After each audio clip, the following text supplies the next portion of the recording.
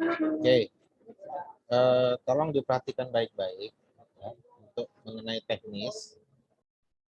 Saya akan kasih petunjuk tentang bagaimana cara penulisan dalam standar di Fakultas Hukum.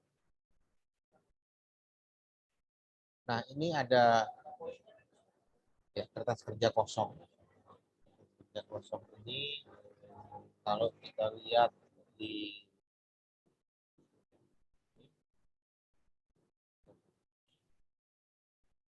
layout, layout kita lihat size-nya, maka kita pakai yang A4 ya. Pakai yang A4. Kemudian kalau kita lihat di marginnya, kita pakai ukuran bagian atas itu 4 cm, bawah 4 cm, kiri dan kanan 3 cm. Ya. Ini standar yang harus syarat formil ya yang harus dipatuhi. Nah, kemudian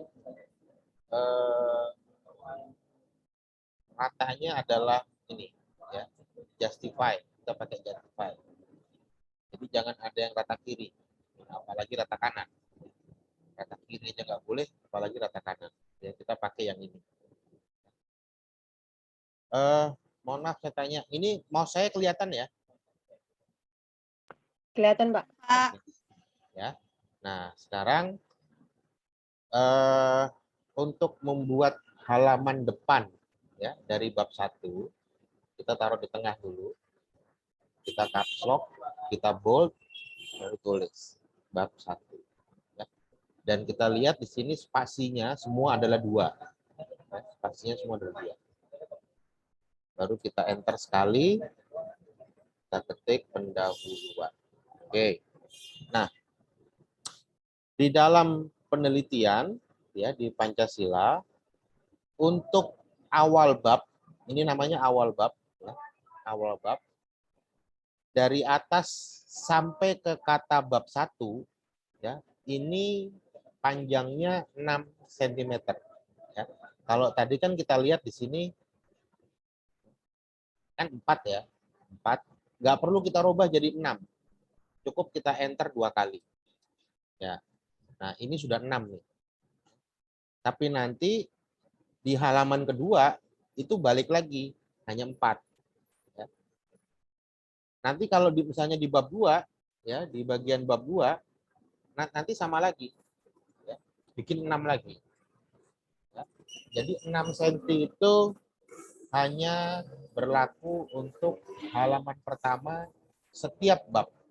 Ya, halaman pertama setiap bab. Oke, ini cuma 6. Nah, kemudian biar sama nih ya. Kemudian kita akan mulai untuk membuat isi dari bab 1. Kita enter sekali lagi ya. Baru kita justify kan.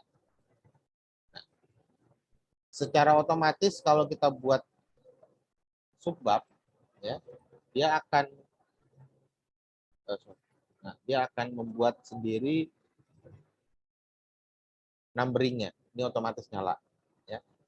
Nah, tapi ini tidak standar ya. Standarnya di mana? Standarnya kita lihat, buka ini ya. Ini lihat, kita buka. Nah, ini kita buat 0. Kita buat 0. Yang hanging, ini ada hanging ya. Hangingnya ini kita buat 1. Nah, 1 cm ya. Terus spacing ya, before dan after ini harus 0 ya, harus 0. Nggak boleh ada 6, ini kan biasanya 6 sini. Nggak boleh, harus 0. Baru kita oke. Nah, ini jaraknya ya. Jadi antara A ketemu L ini jaraknya 1 cm. Ya, nih 1 cm ya. Nah, kemudian kita buat B-nya. B-nya itu rumusan masalah. Ini dulu ya. Nah, kita mau buat isi sekarang. Nah,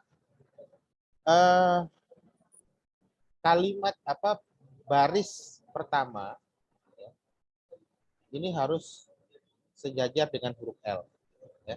Tapi kan kita perlu buat apa namanya itu ya, kalimat awal untuk menjorok ke dalam ya. Maka ukurannya di sini. Kita pakai yang ini. Ya, ini kan satu udah ya. Kita pakai yang ini. First line dia otomatis ter apa otomatis pengaturannya 1,27 cm. Nah, ini kita oke. Ya, ya. Nah, saya sekarang ambil contoh kalimat. Bentar, saya cari contoh kalimat dulu. Contoh kalimat.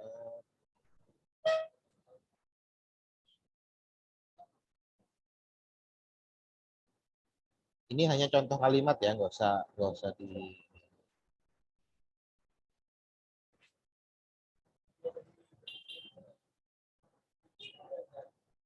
Oke, misalnya kalimat pertama begini, ya. Nah, ini semua barisnya ini, ya, lihat dia sejajar dengan L. Nah, jarak antara apa namanya?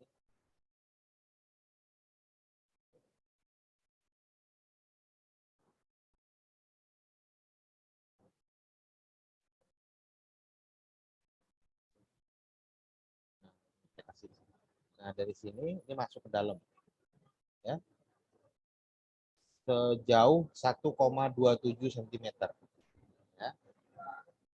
Dan ini ratanya tadi sudah saya kasih unjuk ya, ratanya itu dari sini, dari huruf L rata ke S, semua gitu ya, semua ke bawah rata. Jadi nggak ada tuh yang nulis, kalau masih nulis apa di tulisannya bentuknya begini itu nggak ada ya, ini nggak boleh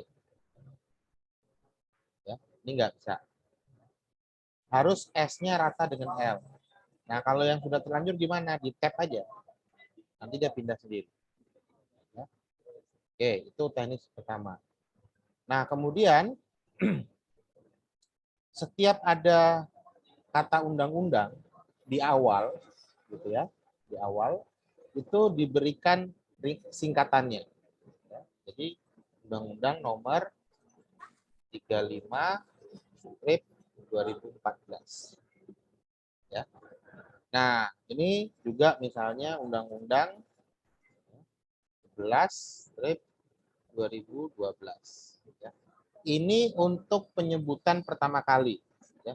Tapi nanti kalau udah kedua kali misalnya di sini ya, kita mau pakai undang-undang yang sama, yang ini ya. Kita mau pakai yang ini misalnya,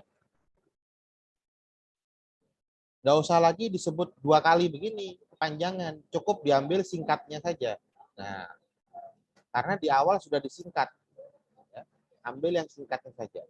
Kecuali undang-undang yang belum disingkat, maka harus dipanjangkan dulu, baru dikasih tanda kurung seperti ini. Ya, tanda kurung seperti ini, baru disingkat. Ya, untuk menyingkat. Nanti penyebutan kedua, baru menggunakan singkatan. Nah, itu berkaitan dengan apa namanya, penggunaan kata atau penggunaan undang-undang pertama kali dan singkatannya. Nah, kemudian untuk apa namanya, untuk footnote ya, saya hapus dulu.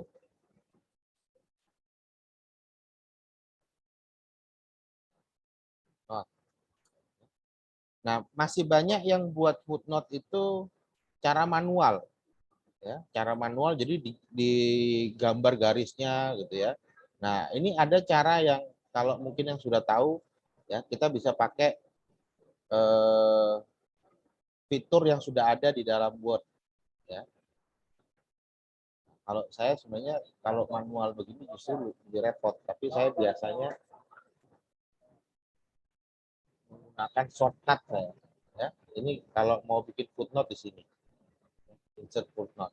Tapi kalau saya shortcutnya itu selalu Control I N, oh, sorry, Alt, sorry, Alt bukan kontrol ya. Alt, Alt, I, N, baru enter. Nah, muncul ya. Nah, kemudian kalau dia adalah dari ini dari apa? Dari jurnal ya, dari artikel jurnal. Ini nggak perlu dikasih apa, nggak perlu dikasih koma, perlu dikasih koma. Tapi isinya ini miring, tulisannya miring. Ya. Oh, sorry. Di sini, koma. Nah, nama jurnalnya lurus. Ya. Jurnal Keadilan Samudra. Baru koma, ya. Volume disingkat, vol. Ya. Kemudian nomor disingkat, nomor. Nah, tahunnya cukup gini aja. Oh, baru halaman berapa? Misalnya halaman tadi kan 125 sampai 133. Ini contoh footnote yang berasal dari jurnal. Ya. Sekarang kita lihat misalnya kalau dia footnote yang berasal dari buku, anggaplah saya taruh di sini gitu ya, taruh di sini. Ini contoh ya, Alt I N N enter ya. Misalnya buku saya misalnya. I, nah ini kan hurufnya beda nih. Ya. Hurufnya beda, harus disamain dulu hurufnya. Jangan sampai ada huruf yang berbeda. Rocky Marbun. Apa namanya bukunya? Sistem Peradilan Pidana Suatu Pengantar. Ya. Koma,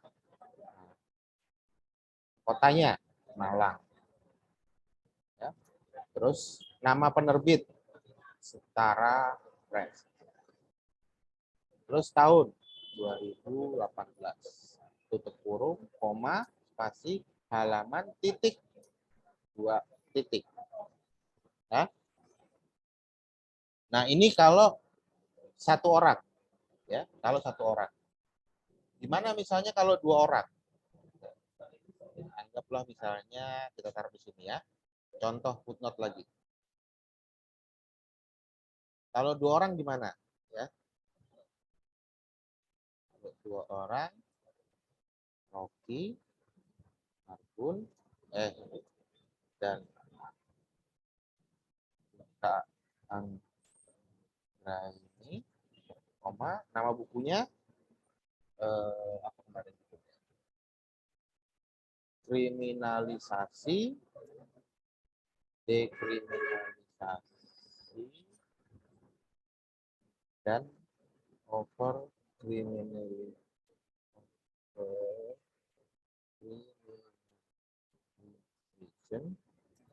dalam sistem perundang-undangan pidana. Ya. Terus kotanya Gorontalo. Kedua, nama penerbitnya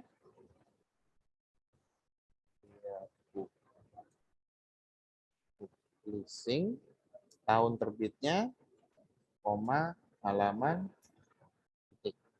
Ya, itu kalau 2 orang. Ya. Sekarang gimana kalau misalnya 3 orang? Ya, kita taruh di sini. Bagaimana kalau penulisnya 3 orang? Ya. Nah, kita coba 3 orang. 3 orang ini, sorry, ditambahin lagi hurufnya. Dan dilihat ini juga harus justify ya, harus ini ya, jangan pakai rata kiri, ini masih rata kiri. Nah, itu sudah rata apa? Sudah justify. Saya Rocky Marbun, Setia Bagus dan Mahmud. Ya. Jangan pakai gelar. Ya, walaupun Anda tahu saya doktor, jangan ditulis gelarnya. Ya, nggak boleh. Dalam etika penulisan tidak boleh menulis gelar. Nah, bukunya itu kemarin penegakan, oh sorry, Kapita Selecta penegakan hukum acara pidana. Buka kurung Jakarta titik 2 ya.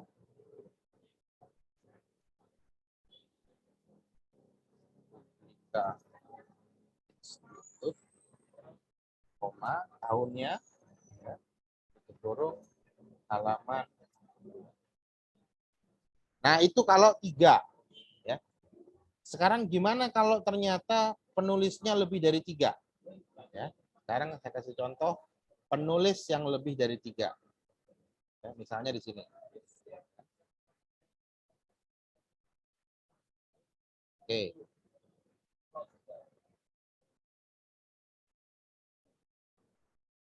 Ini biar seragam semua cara bikin footnote-nya ya.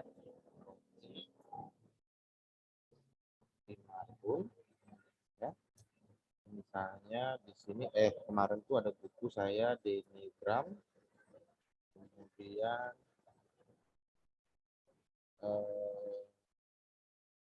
Julia Sarah, kemudian waktu itu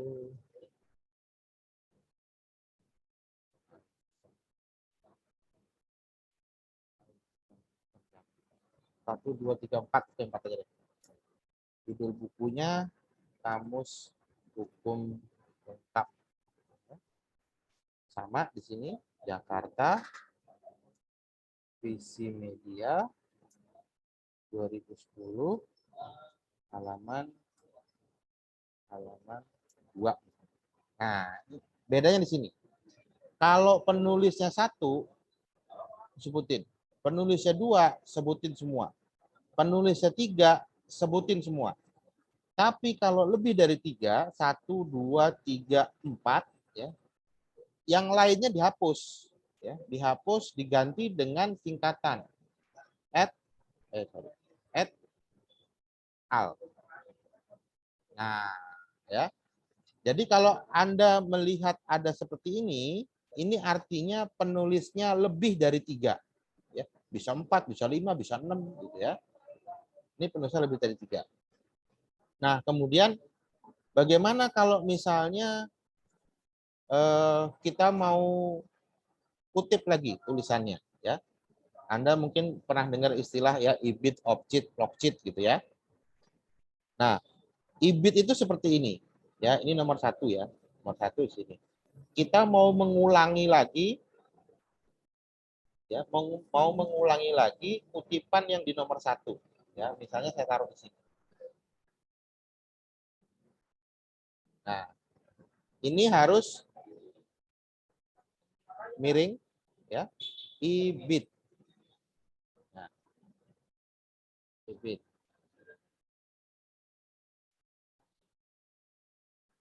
Nah, kalau dia beda halaman, maka ditulis halamannya.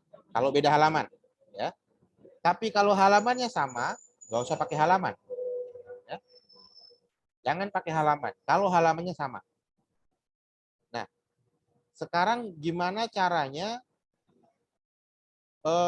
di footnote keempat, saya mengutip lagi yang ini, ya. Di footnote keempat, berarti 3A. Misalnya di sini 4-nya ya. Nah, yang di keempat ini saya mau kutip lagi nih, yang di nomor 1. Ya. Caranya ini di copy, et al-nya jangan ketinggalan. Nah, ya. Kemudian kita lihat halamannya, patokannya adalah halaman. Kalau halamannya sama, ya, kalau halamannya sama, maka di sini ditulis object. Ya. Kalau halamannya sama. Tapi kalau halamannya beda, ya, maka di sini tulis object, koma, ya, baru halaman. 4. Halamannya beda.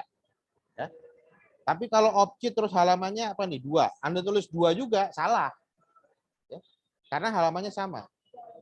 Kalau halamannya sama, ditulisnya di sini logit, halamannya dihapus. Nah, ini artinya ya, yang nomor 4 ini merupakan kutipan dari nomor 1, tapi halamannya sama. Ya. Kalau ini saya ganti dengan objek, ya, maka harus ada halaman yang berbeda. Misalnya halaman 4. Ya. Ini berarti yang nomor 4 ini mengutip yang nomor 1, tapi halamannya berbeda. Dan syarat dari objek, ya, syarat dari objek ataupun logit itu harus diselingi dulu dengan penulis yang lain. Ya. Diselingi dengan penulis yang lain. Kalau nggak diselingin, nggak bisa aja pakai objek. Ya. Kalau dia tidak diselingi, maka pakai ibit. Ya. Nah, terus saya mau ngutip yang ini nih, yang Rocky Anggriani nih, ya, dan Rocky dan Rika nih. Saya mau ngutip. Ini nomor 3 ya, ini nomor 5. Kita lewatin misalnya dia di nomor 6. Sini misalnya.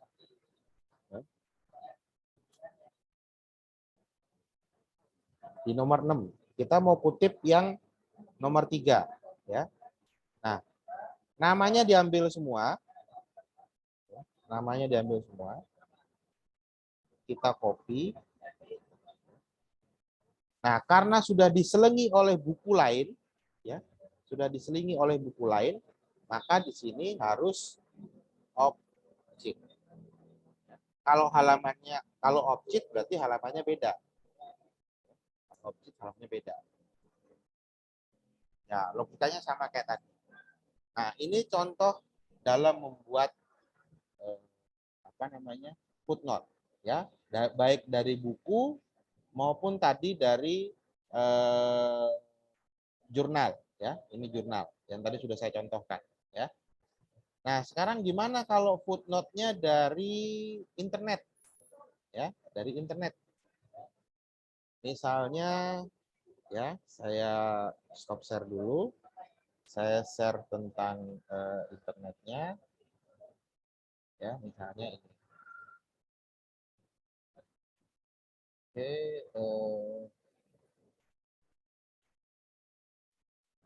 misalnya kita mau kutip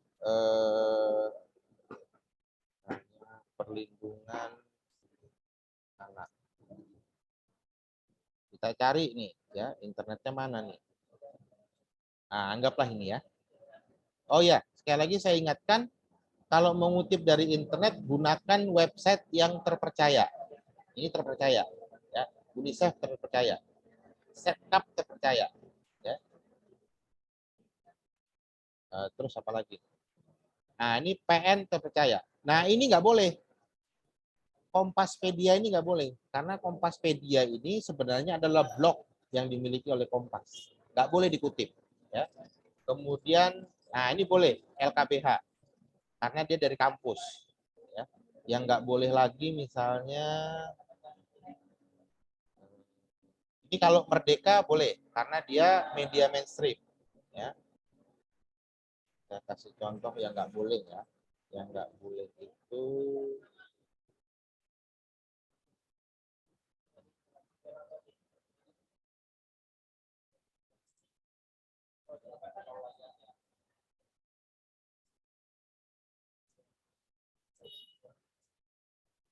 suka ada kadang-kadang website-website yang namanya tuh aneh-aneh. Nih, kayak ini. Joglo Abang. Nah, ini nggak boleh nih. Ini nggak jelas. Website siapa ini?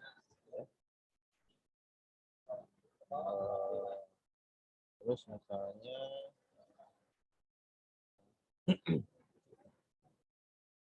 nih, Shopee. Ini jelas website belanja nih, pasti nggak boleh ya.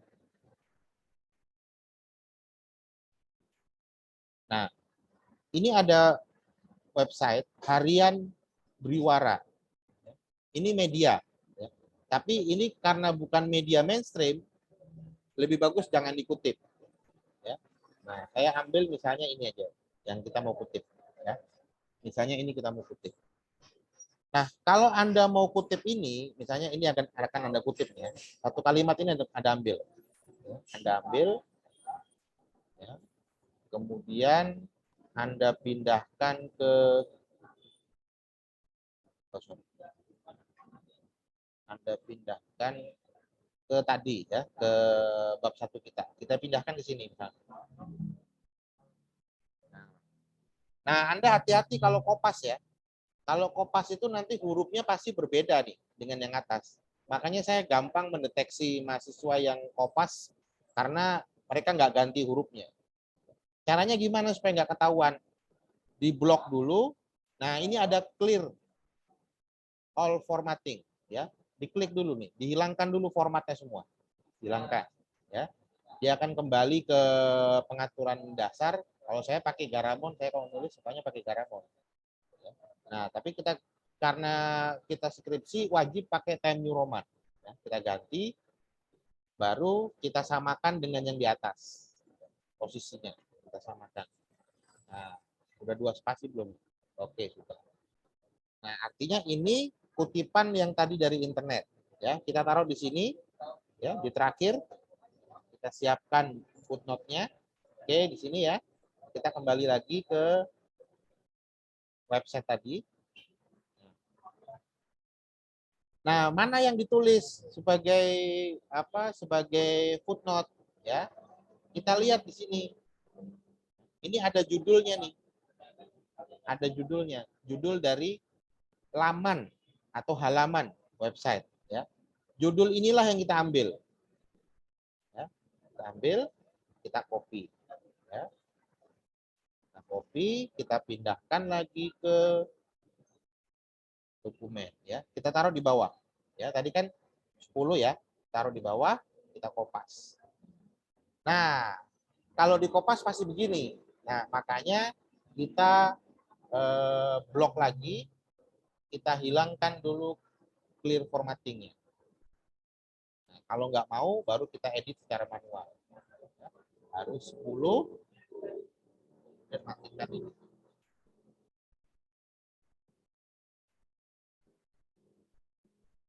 Ini terpaksa diedit edit manual ini.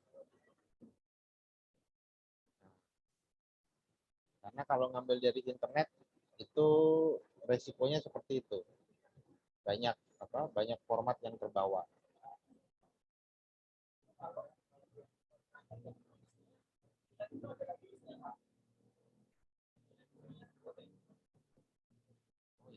Dihapus, Pak. Nanti kita cari yang nggak ada ini, yang nggak ada blok bawahnya.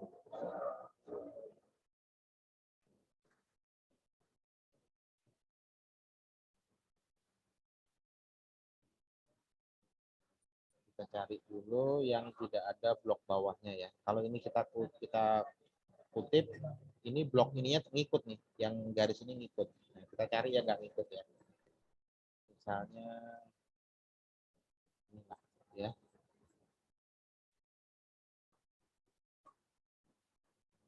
Nah, ini kan ada judulnya nih ya. Judulnya diambil. Diambil, kita kutip, kita pindahkan ke kerjaan kita, ya. Dikopas di sini. Wah, ada bloknya juga. Kita hapus dulu.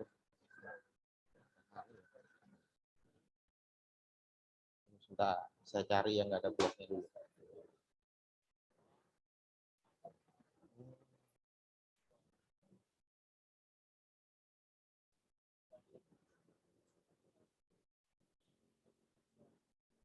Nah, kalaupun misalnya juga tetap masih ada bloknya, Nah, itu masih ada bloknya. Berarti cara ngakalinya di sini dulu. Ya. Judulnya taruh di bawah sini. Ya. Baru di clear formatting. Nah, hilang bloknya. Baru pindahin lagi. Ya. Pindahin lagi ke bawah. Samakan dulu bentuknya. Pakai Times New Roman. Ya. Justify. Nah, udah kan? Nah, kalau sudah seperti ini, bagaimana cara ngutipnya? Bagaimana cara penulisannya? Ini kan dari website nih, ya. Bukan artikel, tapi dia opini yang ada dalam website. Dikasih tanda petik di depan, ya. Kemudian tanda petik di belakang. Baru koma. Nah, tulisannya ini hurufnya tetap kita buat miring, ya. Kemudian tulis sumber titik dua, ya. Sumber, kita ambil dia sumbernya dari mana. Nah, ini Anda lihat di sini, ya. Sebentar. Nah, ini linknya nih, ya. Ini yang dikopas, di copy, ya. Kemudian kita pindahin,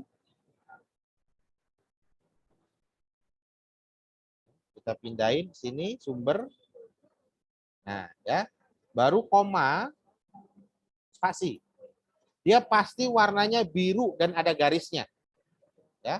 Jadi kalau sampai nggak biru dan nggak ada garisnya, kalau waktu di print out, ya, kecuali Anda print outnya hitam putih, memang dia nggak biru, tetap hitam, tapi garisnya tetap ada. Ya. Nggak bisa hilang garisnya karena itu hyperlink. Ya. Itu gunanya untuk orang lain bisa mengecek apakah websitenya benar ada atau tidak. Nah, setelah ini baru ditulis akses, ya, diakses pada tanggal sekarang berapa? Tanggal 2 Oktober 2021. Dah titik, ya. Nggak usah pakai pukul sekian nggak perlu. Nah, ini contoh untuk link pengutipan dari website. Nah, saya pernah menemukan mahasiswa mengutip artikel tapi bukan dari jurnalnya, ya, tapi dari media meneliti. Tadi saya ketemu satu, saya kasih lihat supaya Anda punya gambaran.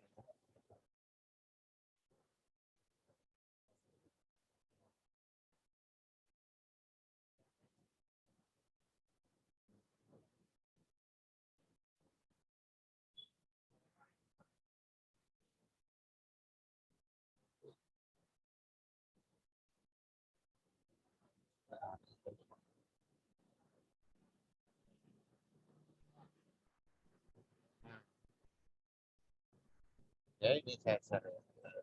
Ya. Nah, oke. Ini Anda perhatikan yang ini. Itu ada media ya, namanya medianeliti.com.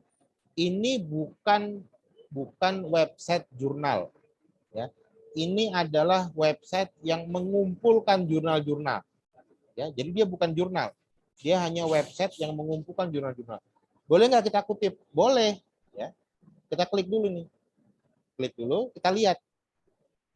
Nah, ya, yang dikutip, ya, yang dikutip itu ini, nih, ya. Tapi ininya jangan masuk, linknya ini jangan dikutip.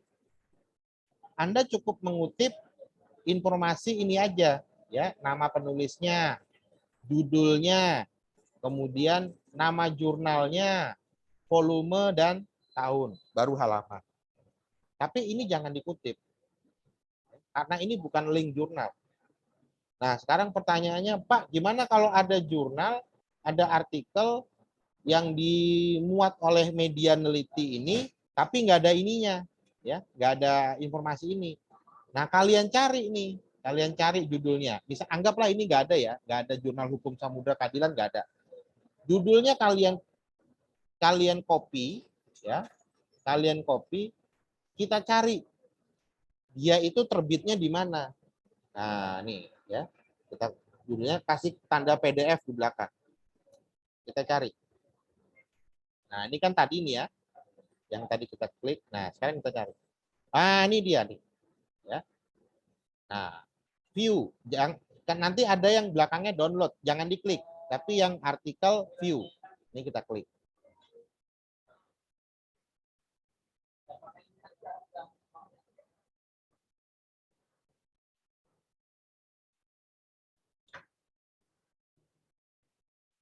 Nah, internetnya agak lama.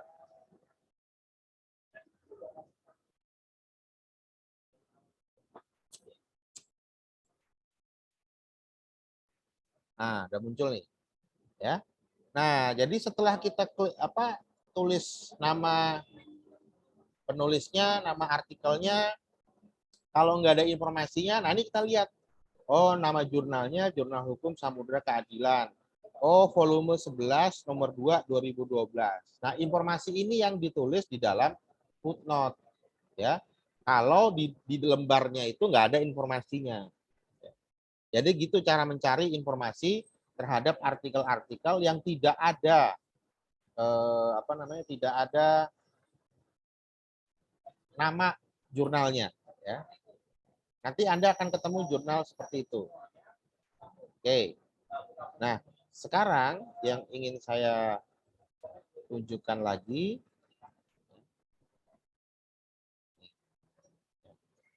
Oh, ini sih.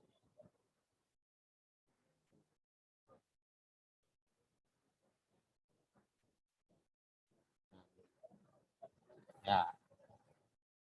Tadi itu persoalan footnote, ya. Nah, sekarang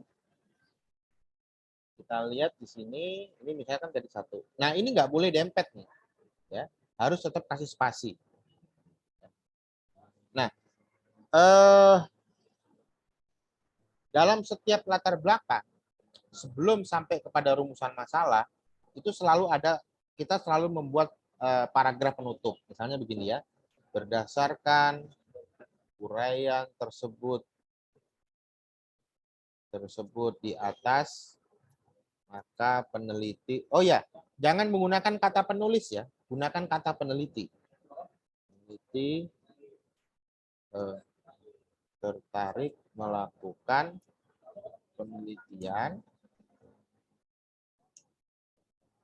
dalam bentuk skripsi pada Fakultas Hukum Universitas Pancasila dengan judul, kan gitu biasanya ya, dengan judul, ya, anggaplah judulnya itu perlindungan anak, ya, anggaplah begitu judulnya ya. Nah, yang saya maksud kemarin waktu kita sempro, setiap proposal setiap bab satu harus ada originalitas penelitian, harus ada penelitian terdahulu. Nah, itu letaknya di mana? Letaknya di sini, ya. Sebelum kalimat penutup ini, sebelum paragraf penutup ini, letaknya di tengah-tengah sini, ya. Nah, apa yang masih kita tulis? Guna menjamin originalitas, ya, atau kalau mau kerennya state of art dari penelitian ini,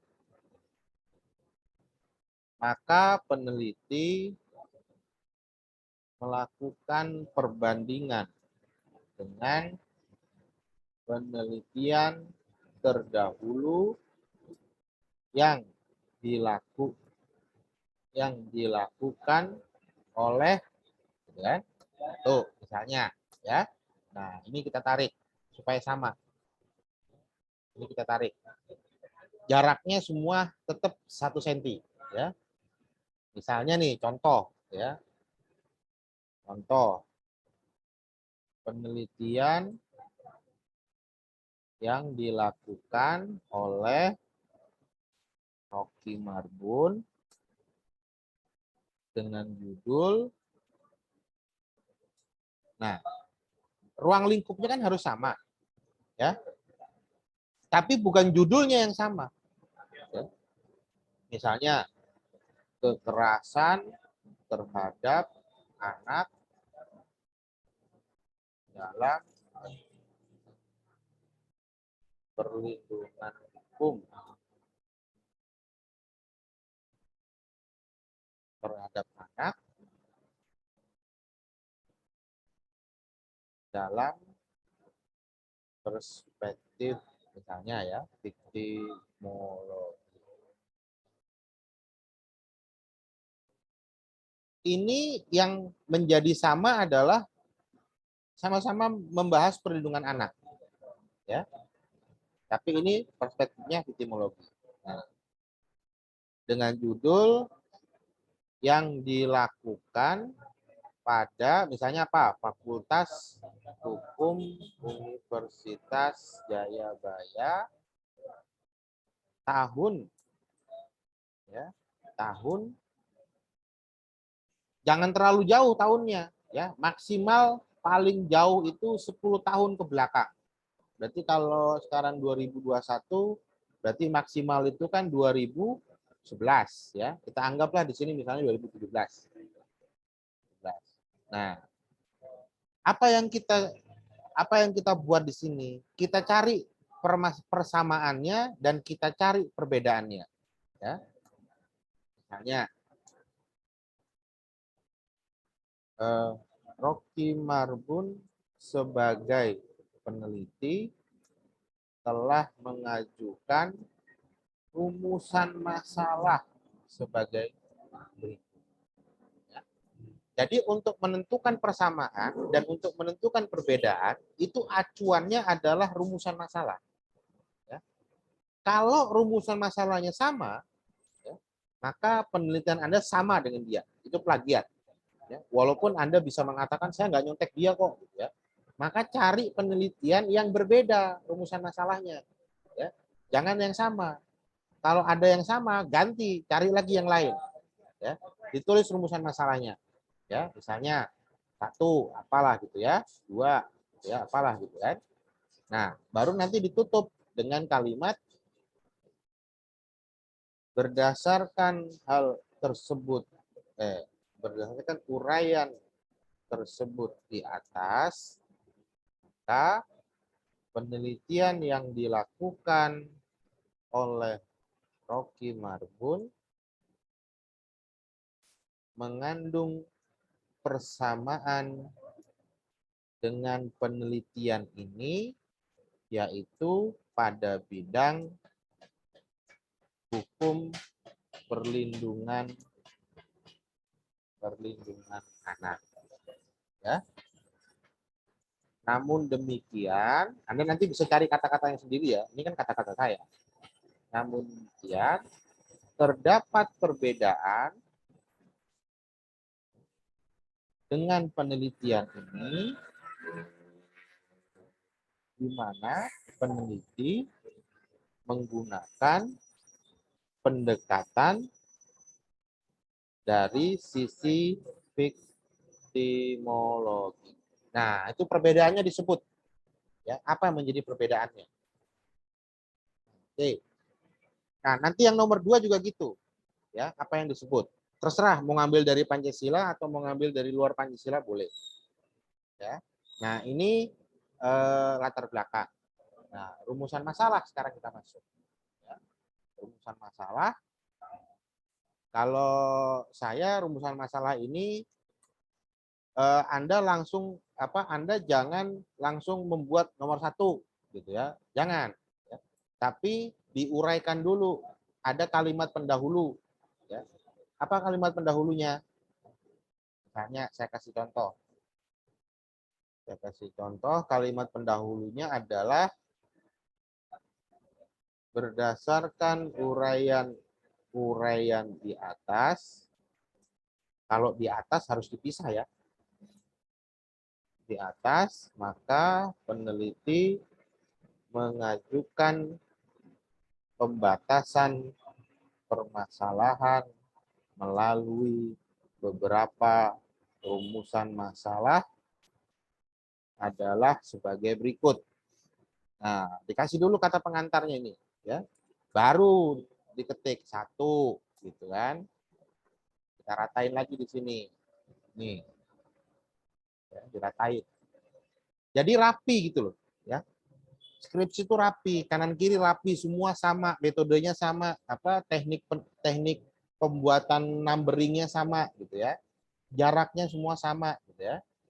Satu misalnya bagaimana, misalnya nih, ini hanya contoh saja, bagaimanakah konsep perlindungan hukum terhadap anak. Contoh ya. Kemudian 2,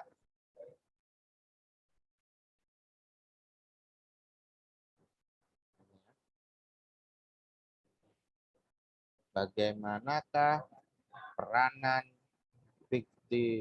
viktimologi dalam kerangka perlindungan hukum terhadap anak.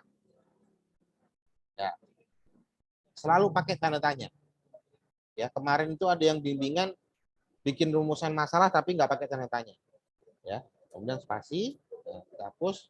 Kan kita di sini selalu tujuan ya, tujuan penelitian. Ya. Nah, sama dengan rumusan masalah, ya, harus ada ini uraian. Nah, harus ada kata pendahuluan di sini. Ya. Jangan ujuk-ujuk tahu-tahu nomor 1 aja, gitu ya. Jangan. Misalnya, contoh, ya, mengacu kepada hurufnya belum diganti. Mengacu kepada pembatasan masalah tersebut di atas, maka penelitian ini memiliki tujuan sebagai berikut. Nah, ini sekarang ya. 1. Kita samakan lagi. Nah, di S1 ya, itu pada umumnya selalu diawali dengan kalimat ini, untuk mengetahui. Ya. Selalu diawali dengan kalimat itu. Walaupun saya secara pribadi lebih suka sebenarnya untuk mengetahui dan menganalisis. Karena nggak mungkin kita cuma mengetahui rumusan masalah itu kan bukan cuma diketahui, tapi dianalisis. Jadi harus ada kata mengetahui dan menganalisis. Semua penelitian itu pasti menganalisis, nggak mungkin cuma mengetahui aja. Ya. Nah setelah ini bagaimana?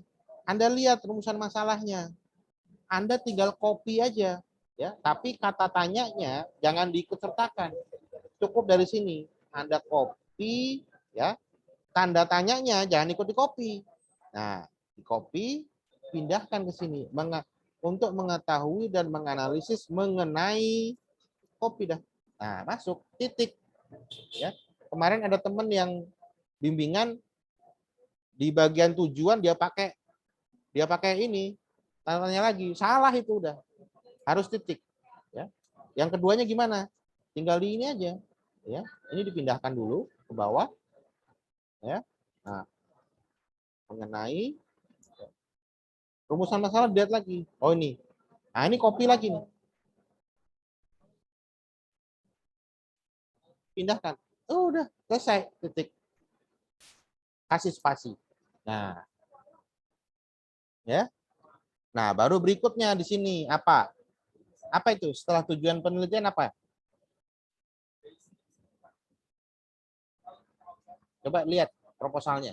Setelah tujuan penelitian apa?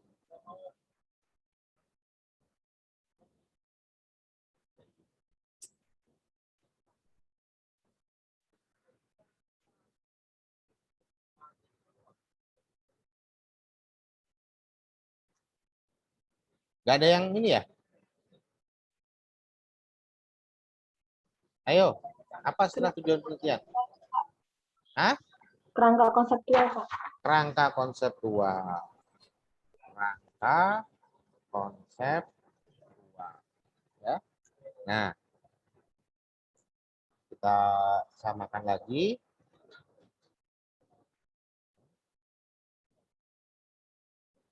Nah, sekarang apa itu isinya kerangka konseptual? Gitu ya. Apa isinya? Isi dari kerangka konseptual itu adalah konsep-konsep yang ada di dalam judul. Nah, Saya kasih contoh, misalnya, gitu ya, misalnya ini deh, ya, perlindungan.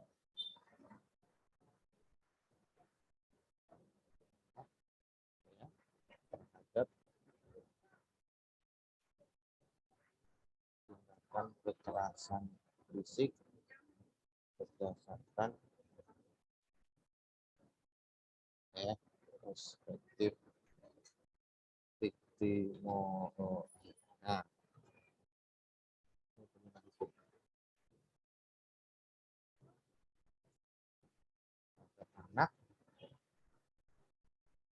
atas tindakan kekerasan fisik. Nah, cara buat konseptual gampang. Ini aja di copy, ya, di copy, dipindahkan ke sini, ya, siap, dipindahkan, ya. Kita, nah, tinggal dilihat. Ini kita penggal-penggal, ya. Pertama kita dapat konsep perlindungan hukum, ya. Nah, terhadap nggak usah. Kemudian konsep anak. Jadi perlindungan hukum adalah, gitu ya, adalah anak adalah, gitu ya, atasnya nggak usah. Tindak kekerasan fisik adalah, gitu ya. Nah, ini nggak usah, ini nggak usah. Victimologi adalah, udah jadi kerangka konseptual, ya. Nah, tapi kerangka konseptual itu harus ada footnote, ya. Misalnya perlindungan hukum. Contoh aja nih. Perlindungan hukum adalah upaya menciptakan suatu, misalnya nih ya, suatu sistem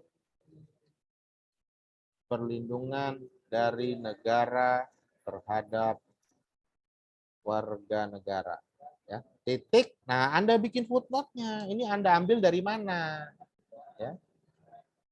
Anda ambil dari mana nih? Diisi. Anak misalnya. Diambil dari mana? Kalau ada dari undang-undang, misalnya ini kan kalau anak pasti ada di undang-undang nih, ya, terutama di undang-undang perlindungan anak itu pasti ada. Tinggal dibikin footnote-nya, misalnya, nah gini, anak adalah seseorang yang belum mencapai usia 18 tahun, misalnya ya. Ini contoh aja. Nah, footnote 12. Lihat 12 ini. Pasal, misalnya nih, pasal 1, angka 1, Undang-Undang nomor anak itu berapa ya? 23 tahun 2002 tentang perlindungan anak. Nah, udah, ya.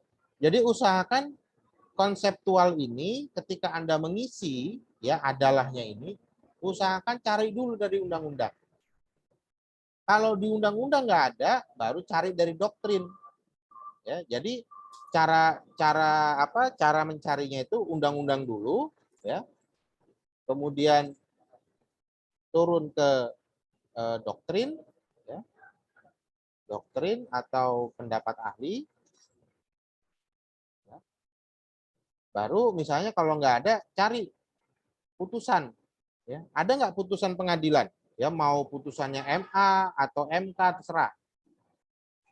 Ada nggak putusan pengadilan yang membahas perlindungan hukum adalah apa, gitu ya? Ini tata urutannya. Cari dulu di undang-undang. Kalau di undang-undang nggak ada, baru pakai doktrin, pakai pendapat ahli. Baru ntar kalau nggak ada juga pakai putusan. Ya. Kalau doktrin pendapat ahli ini bisa dilihat di buku-buku. Ya. Nah, itu cara membuat kerangka konseptual. Ya. Nah, kemudian setelah kerangka konseptual apa?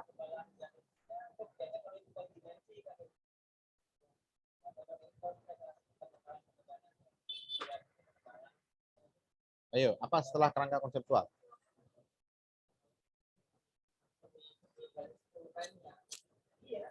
Metode penelitian, Pak. Metode penelitian. Metode penelitian. Nah, bagaimana cara membuat metode penelitian? Gampang. Kamu lihat aja di pedoman penulisan skripsi kampus.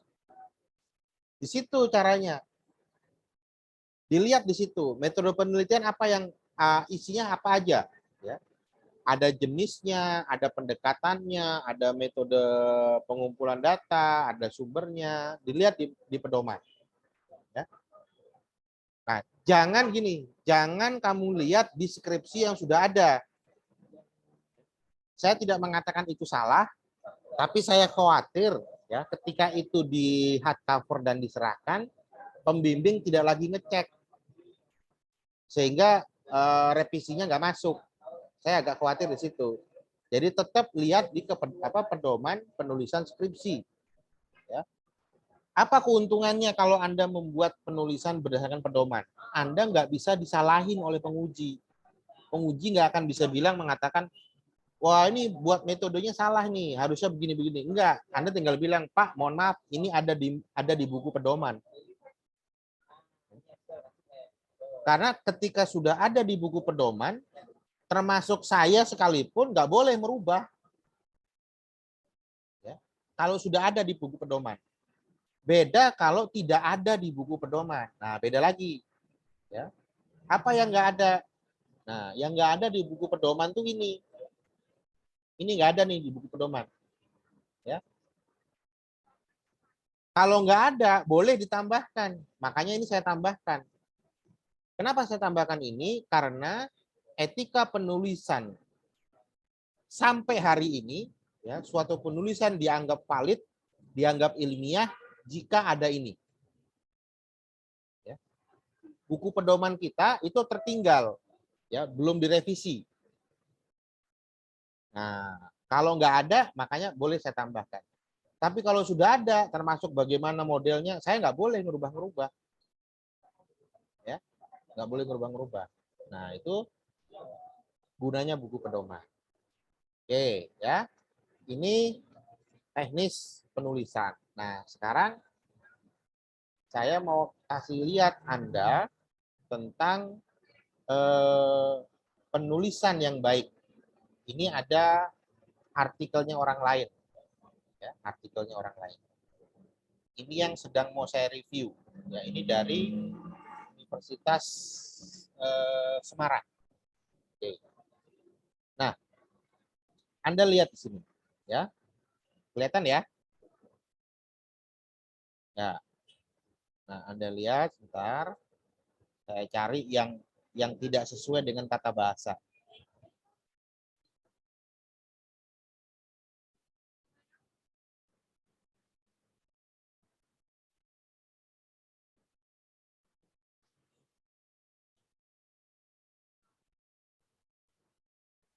Oh, ini bagus nih penulisannya. Nah, ini ada satu. Ya. Nih, lihat kalimat dari. Ya. Kalimat dari itu tidak bisa diletakkan di awal paragraf. Di kalimat awal paragraf. Ini nggak boleh nih. Dalam konteks tata bahasa Indonesia yang ilmiah ini nggak boleh. Ya. Karena dari itu merupakan kata penghubung yang menunjukkan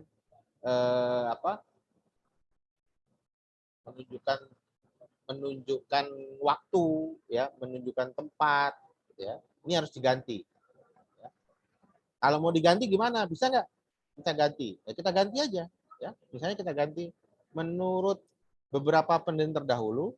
Nah, ya. Jadi bukan dari penelitian terdahulu. Jadi menurut beberapa penelitian terdahulu. Nah, itu bisa diganti. Ya. Ini saya coret dulu biar saya lupa. Nah, ini satu. Ini nggak boleh. Nah, terus, nah ini juga nih, ya. Kalau ada kata sehingga, ini nggak mungkin jadi satu dengan kalimat berikutnya. Sehingga kalau ada kata sehingga gini, ini pasti koma, ya, pasti koma. Nah, kemudian sehingga mufidatul dalam penelitiannya. Nah, ini juga nggak mungkin bisa jadi satu nih, ya. Tapi di sini pasti koma.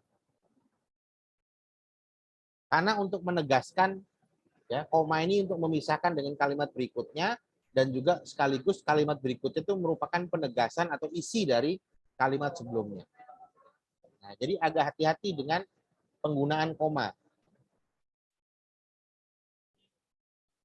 Oke. Nah, satu kemudian, nah ini juga nih, ya. Aji Mulyana dalam penelitiannya berpendapat, secara makna ini nggak ada masalah, ya, secara makna. Tapi secara tata tulisan ini bermasalah, ya. Harusnya Aji Mulyana, koma, dalam penelitiannya, koma, ya. Jadi Aji Mulyana ini berpendapat melalui penelitiannya. Pendapatnya dia ini ada di dalam penelitiannya Aji Mulyana. Nah, jadi hati-hati dengan penggunaan kalimat dan koma, ya. Tuh. Kemudian ada lagi saya ingin menunjukkan kata yang tidak boleh digunakan, ya. Kayak seperti ini. Nih. Sebagai itu nggak bisa diletakkan dalam kata awal dari awal paragraf, ya. Harus, kalau mau dirubah bisa nggak? Bisa kita robah, ya. Nah, robah itu merubah kalimat, parafrase itu kemampuan karena banyak membaca. Misalnya kita robah apa? Kita geser nih kata Indonesianya, ya. Taruh di depan. Nah, Indonesia dikecilin. Sebagai negara hukum, ya, koma, tentu, nah, baru bisa. Ini baru boleh secara tata bahasa. Tapi kalau yang ini, yang tadi ini nggak boleh. Ini yang bikin nggak boleh ada di depan. Ya. Nah, jadi harus diformat ulang kalimatnya. Itu juga berguna kalau ketika nanti Anda mengutip pendapat orang lain. Hati-hati, walaupun dia, apalagi Anda kutip dari buku misalnya. Bahasa buku dengan bahasa penelitian itu berbeda. Ya. Bahasa yang ada di buku ajar, itu bahasa yang tidak tidak ketat. Dia sifatnya bebas. Kita mau nulis gaya bahasa kita sendiri bisa. Tapi kalau di penelitian gaya bahasa itu ketat. Ya. Diperhatikan tadi. Ini letaknya di mana kata ini, ya. Terus mana lagi yang nggak boleh? Sebentar.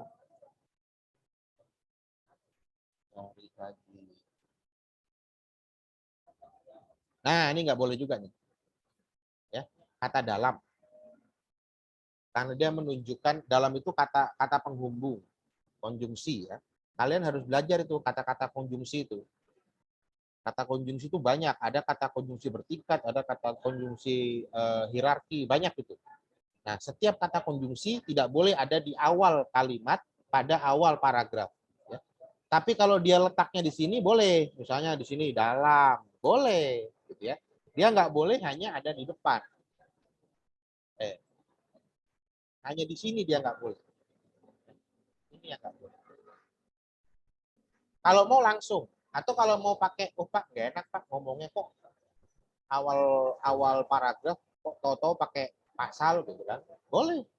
Kita kasih kata lain aja. Pada. Udah. Pada pasal sama sudah artinya. Tapi nggak boleh pakai kata dalam.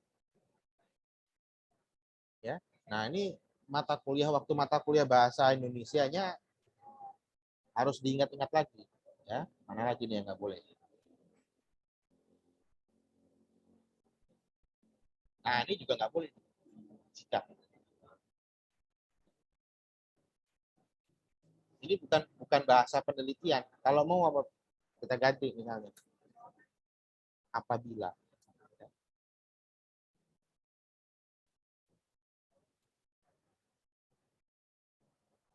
Kita ganti. Ini kalimat awal nggak boleh dia. Kecuali kalau ini mau ditaruh, ya, harus ditarik ke sini. Kalau mau dipakai jikanya.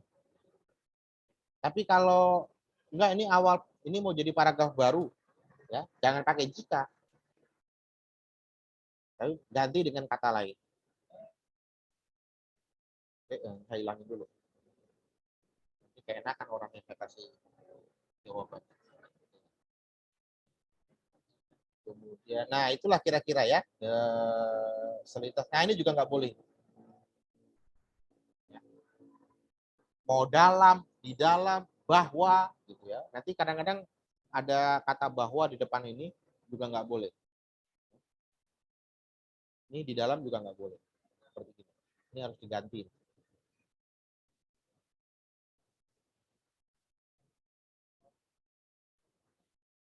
Oke, saya rasa sementara ini dulu ya. Anda rapikan lagi. Jadi saya tidak menyentuh substansi ya.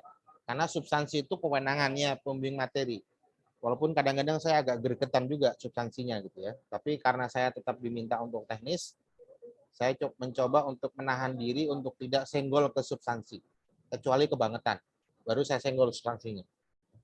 Tapi selama tidak kebangetan, saya tutup mata. Saya cukup fokus kepada teknis. Oke, sampai di sini ya. Saya minta hari ini, kan kita semua ada lembar revisi ya. Saya minta hari ini untuk di tanggal di poin pertama di dalam lembar revisi ditulis tanggal hari ini ya, tanggal 2 Oktober Anda revisi pertama latar belakang ya, atau bab 1. Nanti ketemu saya baru saya paraf.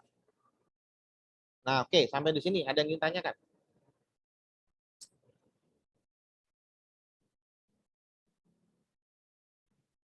Nanti ini video saya share lagi ke grup, terutama untuk yang teknis ya. Apalagi sebenarnya yang materi. Ya. Jadi kalau yang materinya saya itu saya agak capek tuh. Saya meriksa materi juga, meriksa teknis juga. Karena saya nggak suka itu kalau melihat tulisan ada yang rata kiri, ada yang rata kanan, ada yang di tengah-tengah gitu. Saya nggak terlalu suka melihatnya. Jadi kalau yang materi biasanya teknis juga saya benerin. Oke, untuk teknis ada yang ingin ditanyakan? Nanti saya mau nanya deh Pak. Ya, silakan Mbak. Di proposal saya kan ada tujuan dan urgensi ya Pak. Ini yang urgensinya saya boleh hapus aja ya Pak? Hapus saja. Oke, baik Pak. Karena di buku pedoman seingat saya nggak ada kata urgensi, katanya adanya tujuan. Baik Pak. Terima kasih Pak. Bapak, kalau Ya. manfaat gimana Pak? Nah, makanya gini, lihat di buku pedoman, dia menggunakan kata apa? Ya. Tujuan atau manfaat. Kalau tujuan pakai tujuan, kalau manfaat pakai manfaat. Karena di kampus Jayabaya, di tempat saya dulu lulus, gitu ya, itu nggak pakai kata tujuan, tapi pakai kata manfaat. Jadi patokannya tetap buku pedoman.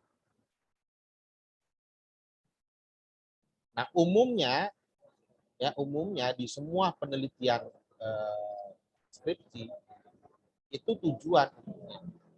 Ya, dulu Jayabaya agak berbeda, dia pakai kata manfaat. Lagi?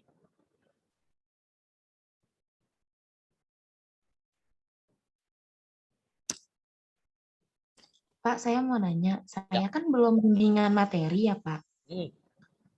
Tadi kan Bapak bilang langsung tulis aja di pembimbing teknis 2 Oktober ini, bimbingan teknis pertama itu nggak masalah ya, Pak? Soalnya saya takutnya disuruhnya ke materi dulu baru ke teknis gitu, Pak. Nggak masalah. Kan lembar revisinya berbeda. Lembar revisi untuk pembimbing teknis lain, lembar revisi untuk pembimbing materi beda. Jangan dijadiin satu, dibedain. Iya, ya. Iya Pak. Makasih ya Pak. Ya, satu itu. Terus kedua, saya kan nggak nyenggol materi. Ya, saya cuma memberitahukan teknisnya saja gitu. Dan teknis ini sebenarnya teknis itu paling gampang ya, walaupun nanti di dalam metode nanti kita ada sesi untuk membahas metode ya, itu saya agak ketat di situ. Ya mau dibilang agak kejam gitu ya. Karena semua penelitian itu fokus utamanya sebenarnya metode. Kalau metodenya salah, ya seluruh penelitiannya salah. Ya. Makanya nanti ketika sesi metode, ya, saya akan sedikit lebih ketat gitu. Nah, mau ngomong apa tadi saya jadi lupa. Metode. Ya, sementara itu dulu deh. Lupa saya mau ngomong apa tadi. Nanti saya buat sesi khusus untuk metode ya. Jadi kalau yang materinya lagi berjalan aja nggak masalah, sembari teknisnya dibenerin. Nanti kalau pembimbing materi, kok ini ada tujuan ada penelitian terdahulu, bilang itu permintaan dari teknis. Ya. Karena memang itu bagian dari validitas originalitas dari suatu penelitian. Jadi itu bagian saya sebagai teknis. Oke, ada lagi? Bapak ingin bertanya, di Ya. revisi kemarin kan saya sudah mendapatkan paraf Bapak. Untuk hari ini apakah saya boleh menulis lagi revisi yang satu, Pak? Ada yang berubah dari hari ini? Ada, Bapak. Nah, sudah kalau ada. Tapi gini, ya, lembar revisi itu sebenarnya kalau dari peraturan ketentuannya Dikti itu paling sedikit 8, ya, paling sedikit 8, paling banyak 15. Berapa kali revisi ya? Kalau dia kurang dari 8, itu dianggap saya nggak bimbing Anda. Kalau lebih dari 15, itu dianggap saya menyusahkan Anda. Ya, jadi range-nya itu 8 sampai 15 maksimal.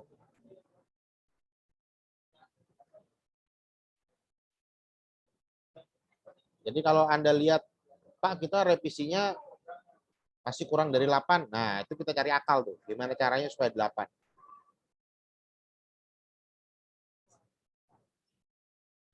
Oke, ada lagi? Bapak mau nanya. Ya.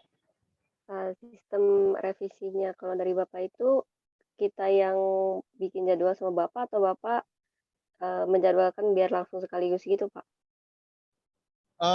Dibuat aja, nanti ketemu saya tinggal paraf. Oh gitu ya. Makasih, Ya. Pak. Ya.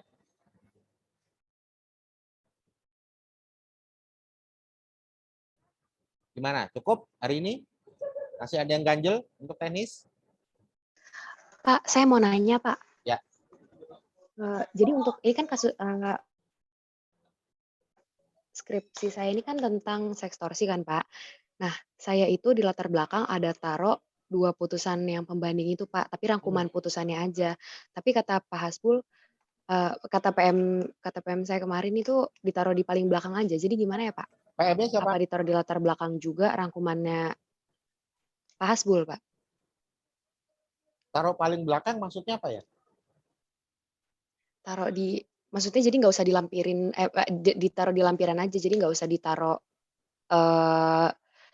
tentang putusannya itu di latar belakang. Oh, itu tetap harus ada di dalam latar belakang, tapi tidak utuh. Ya, saya kasih contoh misalnya begini. Makanya itu untuk menunjukkan mana dasennya, mana dasolennya. Ya, saya kasih contoh. Nah, biasanya itu berada sebelum ini. Ya, sebelum kalimat ini, dia ada di sini misalnya. Ya. Nah, logikanya kalimat di atas sampai atas itu adalah dasolen. Ya. Nah, dasennya Anda harus masukkan. Ya. Misalnya seperti ini. Pada hakikatnya ini juga salah. Ini harusnya koma di sini. Pada hakikatnya manusia bisa menunjukkan sehingga pada posisi yang kurang menguntungkan. Nah, begitu ya. Nah, kemudian kita memasukkan dasennya. Ya, misalnya pada objek penelitian ini yaitu putusan pengadilan negeri nomor sekian gitu ya, menunjukkan bahwa gitu. Nah, ini resume kita nih ya, bahwa posisi perempuan di dalam suatu persidangan tidak diakomodir secara baik. Ya. Nah, ini kan terlihat fakta realnya. Ya. Fakta realnya dalam putusan tersebut ada suatu keadaan yang nyata ya, mengenai posisi perempuan. Nah, ini kita ambil, ini kita buat merupakan suatu resum dengan bahasa kita sendiri yang ada di dalam putusan. Makanya waktu sempro itu kan saya suka nanya tuh, apa yang menarik di dalam putusan itu? Ya, sehingga Anda buat penelitian. Nah, yang menarik itu bukan dari putusan di copy pindahin semua ke situ, itu nggak begitu cara buatnya, ya. Tapi dari putusan itu Anda baca, Anda ketemu yang menyimpang, itulah yang dipindahkan, tapi sudah menggunakan bahasa sendiri. Itu namanya parafrase. Ya. Kalau dipindahin semua utuh, itu percuma. Karena apa? Karena putusan itu kan memang dilampirkan nanti di belakang. Tapi orang yang membaca itu perlu mendapat gambaran, sebelum dia baca putusan, dia perlu mendapat gambaran apa sih yang terjadi sebenarnya. Nah, itu gunakan bahasa kita tuh. Jadi kan kalau Anda membaca sesuatu, pasti kan yang Anda baca itu masuk dalam pikiran itu sudah diolah. Oh, maksudnya ini nih. Nah, begitu Anda ketemu, oh, maksudnya ini. Nah, itu tulis. Jadi gaya bahasa Anda sendiri. Jadi tetap harus masuk, cuma bukan kopas dari putusan. Paham Mbak Regina ya? Tadi Mbak Regina bukan Paham, yang Pak. Paham, Pak. benar Makasih, ya? Pak. Ya, oke. Oke, ada lagi? Iya, Pak. Saya tadi. Bapak ingin bertanya, untuk hasil revisiannya apakah dikirim email ke Bapak atau nanti ditunggu untuk bimbingan offline ya Bapak? Kan gini, sebenarnya gini, teknis itu kalau bab 1 itu sudah benar, ya sesuai dengan apa yang saya sampaikan tadi, itu sebenarnya tinggal disesuaikan lagi dengan bab 2, bab 3, bab 4. Paling nanti saya akan komen kalau kita mulai membahas metode. Ya, saya akan komen lagi di situ. Terus saya akan komen lagi nanti kalau sudah di bab 4 tentang membuat kesimpulan dan saran atau tentang analisis. Baru saya komen lagi. Nah, kalau di bab 2-nya nanti dan bab 3 itu mengikuti pola yang ada di bab 1 itu cukup gitu ya. Nah, cuma nanti dilematisnya adalah tadi suatu bimbingan itu nggak boleh kurang dari 8. Itu yang jadi masalah nantinya. Makanya harus kita akalin gitu ya. Nah, jadi kalau misalnya sudah direvisi, udah diemin dulu aja, lanjut aja langsung bab 2. Yang penting sama metodenya dengan bab 1 gitu ya. Maksudnya sama teknik penulisannya gitu. Baik Bapak, terima kasih Pak. Ya. Oke. Ada lagi?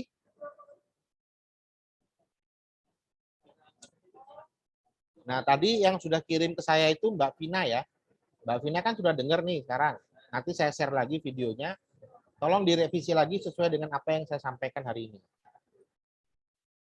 Iya, Bapak. Ya. Cukup hari ini? Ada yang mau ditanyakan? Bapak berarti tadi setelah yang kan hari ini udah revisi ya hitungannya. Nanti dilanjutnya itu kalau udah bab 4 ya, Pak? Sebenarnya tiap bab harus saya revisi. Ya. Cuma kalau kalian mendengarkan ini berulang-ulang, metodenya sama, caranya sama, Anda tahu kalimat mana yang tidak boleh di depan, Anda tahu cara pengutipan, Anda tahu cara memenggal kalimat, nggak perlu saya revisi lagi. Gitu. Tapi karena formilnya harus saya revisi, pasti kita akan ngomong lagi nanti bab 2 gimana ya, bab 3 gimana. Cuma mungkin nggak ya, kecuali kalau Anda nggak mengikuti apa yang hari ini saya katakan gitu ya, pasti bab 2 ada yang saya coret lagi tuh. Pak, berarti ini ya apa kalau mau revisi ke Bapak itu ngaruh apa enggak harus ACC dari pembimbing materi, Pak? Baru ke Bapak dulu? Nggak ngaruh. Oh, nggak ngaruh ya? Nggak ngaruh. Ya udah, Pak. Makasih, Pak. Ya. Tapi nggak usah diomongin juga pembimbing materi ya, karena kita tuh banyak dosen yang nggak paham. Oh, kok tenis dulu? Kan harusnya saya dulu gitu. Ya. Nanti tersinggung lagi gitu kan. Tapi sebenarnya itu nggak pengaruh gitu.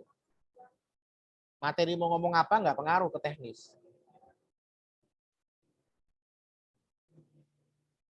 Oh iya, baik Pak.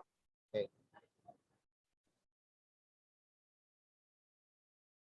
Cukup? Oke, kalau cukup, nggak ada lagi yang ingin ditanyakan, ya. Saya rasa cukup sampai hari ini ya. Sampai kita nanti ketemu lagi. Saya akan mempersiapkan materi untuk khusus tentang metode, ya. Jadi nanti Anda buat aja dulu, ya. Nggak usah takut salah. Nanti dari materi metode itu baru Anda benerin lagi. Oke? Ya.